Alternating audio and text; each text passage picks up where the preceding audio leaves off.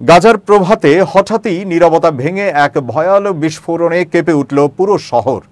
মুহূর্তের মধ্যেই ধোঁয়ায় ছেয়ে গেল চারপাশ আর বদলে গেল যুদ্ধক্ষেত্রের দৃশ্যপট।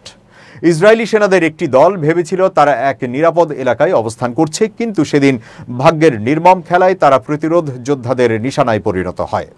ইসরায়েলি গণমাধ্যম নিজেরাই পরে স্বীকার করেছে যে এই অভিযানে 4 সেনা নিহত এবং আরও 8 জন গুরুতর আহত হয়েছে। অর্থাৎ একটি একক প্রতিরোধ অভিযানে মোট 12 জন ইসরায়েলি সেনার প্রাণহানি বা ক্ষতি হলো। লক্ষ্যবস্তু ছিল একটি সামরিক হামলার, যা বিস্ফোরণে মুহূর্তেই ছিন্ন ভিন্ন হয়ে পড়ে। ইসরায়েলি সংবাদ মাধ্যম ঘটনাটিকে অত্যন্ত কঠিন ও ভয়ঙ্কর পরিস্থিতি হিসেবে বর্ণনা করেছে।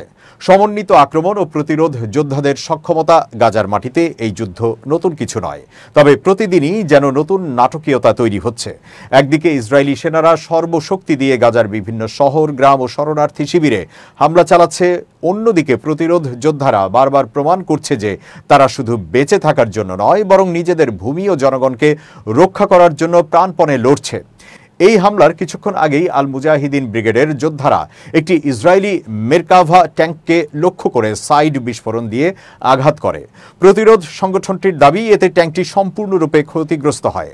অন্যদিকে হামাসের সামরিক শাখা আল কাসাম ব্রিগেডও সেই দিনই ঘোষণা করে যে তারা দক্ষিণ গাজার খান ইউনিস অঞ্চলের মুরাজ্জা জংশনের কাছে ইসরায়েলি সেনাদের ঘাঁটির উপর একাধিক 107 মিলিমিটার রকেট নিক্ষেপ করেছে।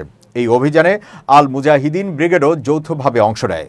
অর্থাৎ প্রতিরোধের বিভিন্ন শাখা এখন সমন্বিতভাবে দখলদার বাহিনীর ওপর আঘাত হানছে। ইসরায়েল ভেবেছিল গাজার শহরে তারা এক অপরাজেয় শক্তি নিয়ে ঢুকেছে, কিন্তু প্রতিদিনের হামলা ও প্রতিরোধ প্রমাণ করেছে যে দখলদারদের জন্য প্রতিটি গলি, প্রতিটি রাস্তা এবং প্রতিটি ধ্বংসস্তূপ হয়ে উঠতে পারে এক মৃত্যু ফাঁদ।